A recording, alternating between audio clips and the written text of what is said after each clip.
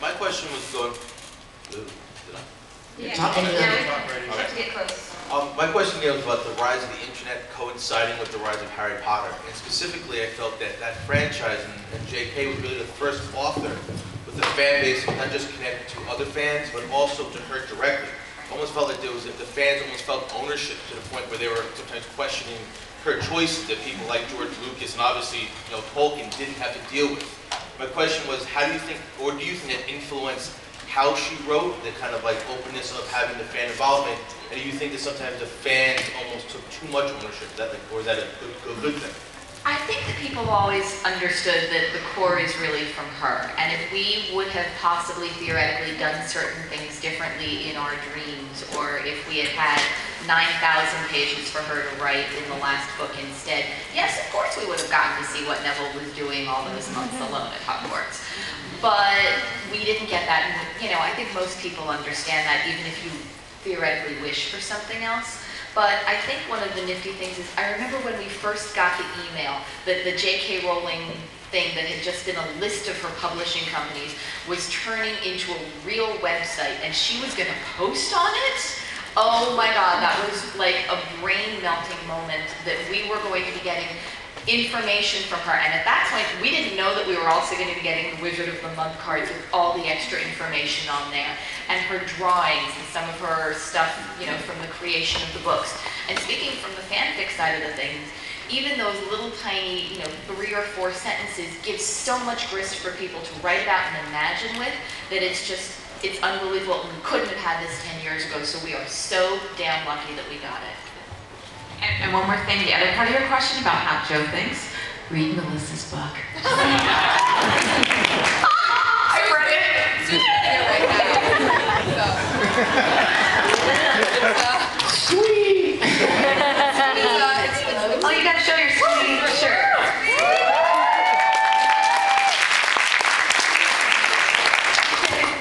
Hello? Okay. Hi. I'm from Pensacola, Florida, which is kind of small, and we don't really get that much people. You gotta drive out to Orlando. I know, but that's 8 hours. New Orleans faster. The thing is, did you guys ever think about taking podcasts, for example, on the road and go to small towns? Because you have a big fan base. I was there at Barnes & Noble, 7th book. Like 6th in line to get that book. We waited there all night. And but you should think about doing a small town tour where you go to the small towns, not like New York and LA and that kind of stuff. Well, we do the big towns to make it accessible because people from the small towns do tend to come in. Whereas it's kind of harder for people to, I know this is bad, but people hear Nowhere, Mississippi, and they're not, So we do the big ones to make it more accessible, but we'll try to get closer to there in Florida, because Florida is a huge state. So I don't feel any pain for Florida. You're getting the park. Yeah. Well, anytime you go come to Pensacola, you can have my bed. I wanted to say something more about podcasts too. That's what's another facet of our fandom is that we've had this extraordinary rise in Potter radio, if you want to call it that way. I think that was the thing that man was asking about rising the internet and stuff. I don't think that 10 years ago people could have expected that there's 500 or 100 Harry Potter podcasts or shows dedicated just to discussion of these books and movies, and it's extraordinary. These ladies too are also involved in their own podcasts, and it's just another facet, Spellcast and Podcast of Awesome. and what else do you have? And it's just an extraordinary, another outlet for our fandom. So there's lots of podcasts out there. So go look on iTunes or wherever and find it. It's amazing. Go check them out. Thanks, guys. Thank you. Hi, my question is actually primarily directed to Melissa and Sue, but obviously with you having podcasts, this can go to you as well. Do you have a moment where you've taken throughout all of this and kind of look back at your life, what it was before any of this happened, and completely. I mean, I don't know if you covered it in your book or. Yes, you pretty much do. To an embarrassing and hurtful extreme. To a painful extreme, what my life was before. Right before, directly before, living in my parents' house, just graduated from college, feeling useless, fighting with everybody, frustrated. And on September, I mean not on, but leading up to September 11th and then sealing it on September 11th, Harry Potter kind of marched into my life and stood there. And so yeah, I think about it a lot. And there's never a day that goes by that I'm not supremely grateful for what it has done. And how's it affected your families and what you're involved in? I mean, you have a patient husband and all that kind of stuff, but I mean, I'm just saying, with your son, you know. Can you answer this one?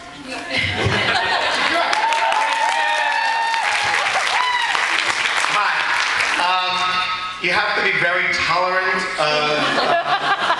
2 o'clock in the morning, you're on the email because it's being announced in London, and so somebody gets up in the middle of the night. And it was not great, but actually fascinating to find so many people who not only cared about the books and cared about the stuff, but as they said, care about you as a fan or roots. So we've met people in Bangor, Maine, who are, you know, graduate students, and Heidi's known from internet, and we've met people in La Jolla, and we've met people in Chicago, and we've met people all over the place, because you gotta be tolerant. So, you know, when she's flying off and I've got all 3 kids, it's something to behold. But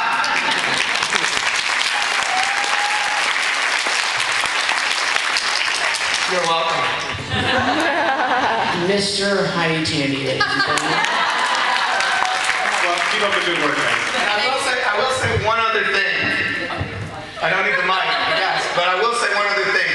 The first Orlando convention, all of a sudden I went because I was babysitting, and then all of a sudden they said, we need somebody who sort of knows the books to run the auction. You get to do it. So that's what happened. And then everybody on the panel, or some people I met there, said, you've got to bid on things for Heidi. So there I was, sort of bidding on things, running the auction. It was very interesting. Air 100, that's for me. Next question, please. Hi, my name is Jeremiah. When J.K. Rowling came out with the news that Dumbledore was gay,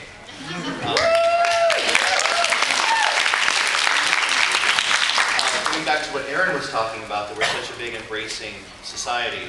As a gay man, I was always joking about who might have been gay in the Potter world, but that's not a really big group of people online who talk about this. Where is she going online? It comes up every once in a while, but it's not really something that's always in the mainstream. It's a very heteronormative type of thing. We live in that world. But being so embracing as Harry Potter fans, how has that affected the way that you all view the books? When that announcement was made, she actually outed a very major character. Sure. Sorry.